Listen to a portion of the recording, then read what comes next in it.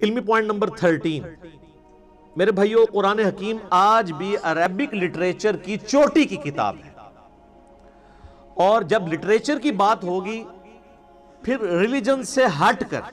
جو لٹریچر کی فیلڈ کے لوگ ہیں، ایکسپرٹس ہیں، ان کی رائے کو مانا جائے گا۔ یعنی اگر آج آپ انگلش زبان میں بات کریں گے، انگلش زبان کے کسی لفظ کے اوپر بحث کریں گے، اس کی پروننسیشن کیا ہے، تو آپ آکسفورڈ ڈکشنری کی طرف جائیں گے، اور بعض اوقات ڈکشنری میں بھی وہ چیزیں اس طریقے سے موجود نہیں ہوتی ہیں جو نسل در نسل ایز اے لنگوسٹک چل رہی ہوتی ہیں۔ آج ایک نان مسلم گورا وہ اتھارٹی ضرور مانا جائے گا انگلش زبان میں، اور ایک مسلمان کو صرف مسلمان ہونے کی وجہ سے انگلش میں اتھارٹی نہیں مانا جائے گا جب تک وہ انگلش لٹریچر کو جانتا نہیں ہوگا۔ بالکل اس طریقے پر اس وقت بھی آپ کو پتا ہے آلموسٹ 1.5 کروڑ 150 لاکھ کوپٹک کرسچنز ہیں جو نسلن کرسچنز ہیں، اور وہ عربک لینگویج ان کی مادری زبان ہے۔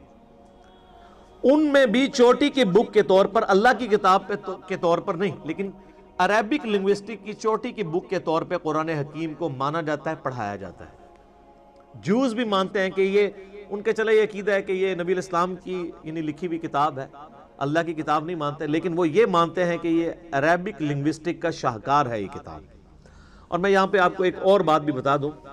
علمی پوائنٹ نمبر 14 ہے وہ، کہ قرآن حکیم کسی بھی اعتبار سے کسی ڈکشنری کا محتاج نہیں ہے،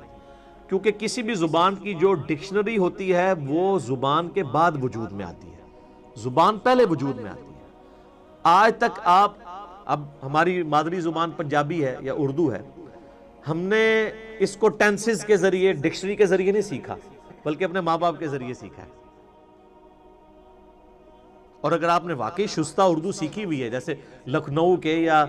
بریلی کے لوگ، یو پی کے لوگ جو شستہ اردو بولتے ہیں، تو ان کو کسی اردو کی ڈکشنری کی ضرورت نہیں ہے اپنی زبان کو ویریفائی کروانے کے لیے، کیونکہ وہ ڈکشنری سے سپیریئر ہیں۔ ڈکشنری تو دوسری زبان کے لوگوں کو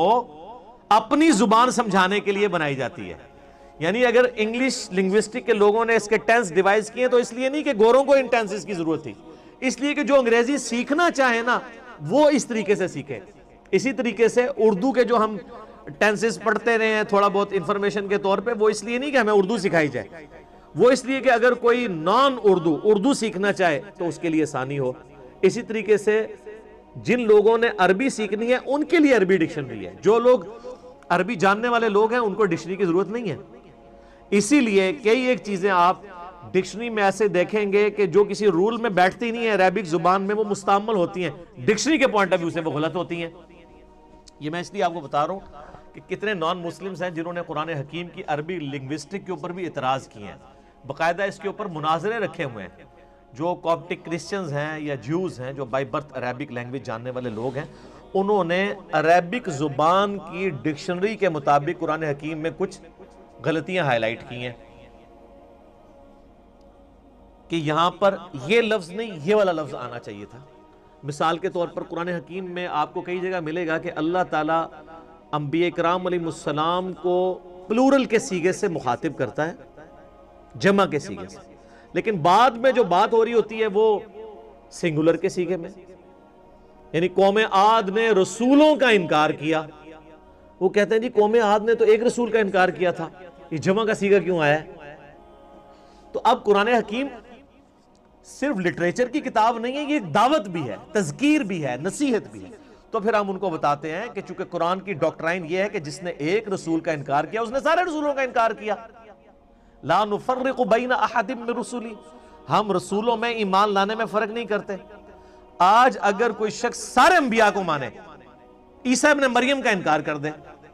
علیہم السلام، چاہے وہ نبی علیہ السلام کے لیے اپنی جان بھی دینے کے لیے تیار ہو جائے، ہم اسے کافر کہیں گے، کیونکہ ایک پیغمبر کا انکار بھی سارے نبیوں کا انکار ہے۔ تو جب کہا جاتا ہے کہ قوم عاد نے رسولوں کا انکار کیا، قوم سمود نے رسولوں کا انکار کیا، وہ کہتے ہیں جمع کے سیغے سے بات کیوں ہو رہی ہے، انہوں نے تو وقت کے ایک پیغمبر کا انکار کیا تھا۔ تو ہم کہتے ہیں کہ انہوں نے ایک وقت کے پیغمبر کا انکار کر کے گویا سارے پیغمبروں کا انکار کر دیا، پوری اس ڈاکٹرائن کا انکار کر دیا۔ تو اس طرح کی وہ پھر عربی لنگوسٹک کے اعتبار سے وہ غلطیاں نکالنے کی کوشش کرتے ہیں۔ تو یاد رکھیے گا کہ قرآن حکیم کی عربک کو کبھی بھی آپ نے عربی ڈکشنری سے نہیں سمجھنا،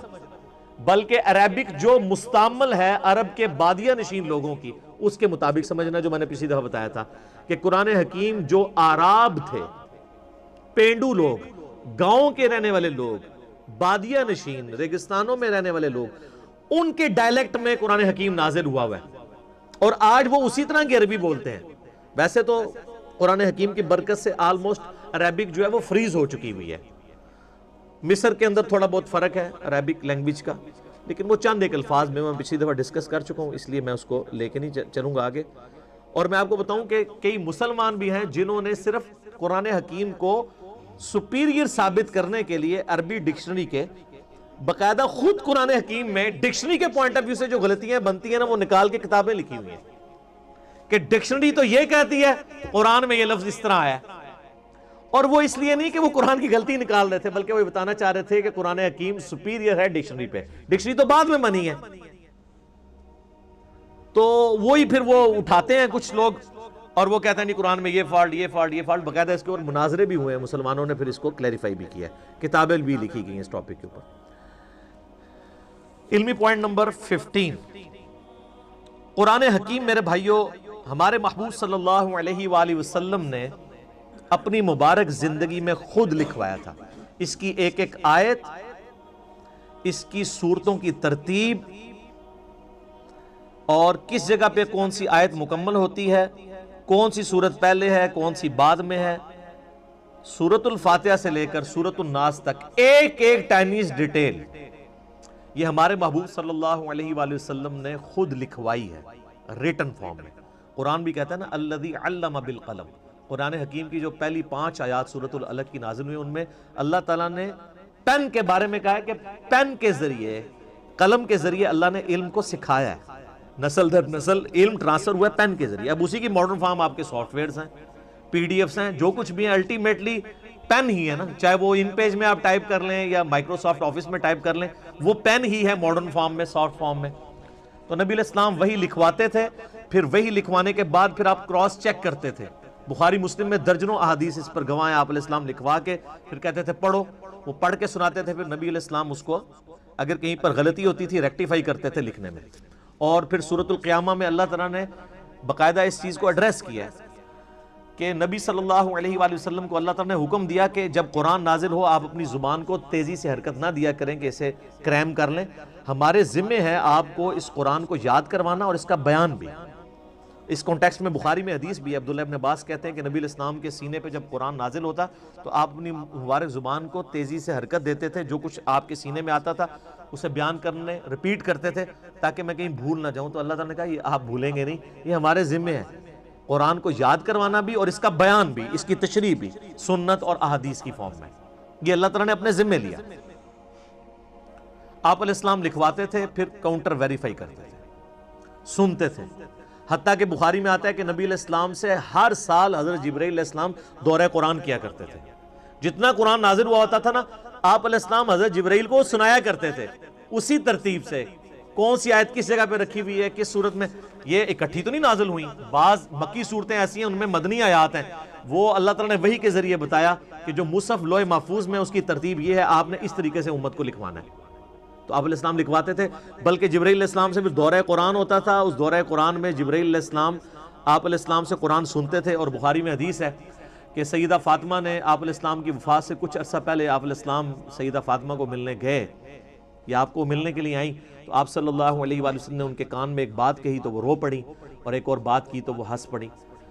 پہلے آپ نے یہ بات کی کہ ہر سال جبرائیل علیہ السلام میرے پاس ایک دفعہ آتے تھے دورہ قرآن کے لیے، اس دفعہ 2 دفعہ آئے ہیں، مجھے لگتا ہے کہ میں آئندہ برس زندہ نہیں رہوں گا۔ تو اس پہ سیدہ فاطمہ رو پڑی۔ پھر آپ علیہ السلام نے ان کے کان میں کہا کہ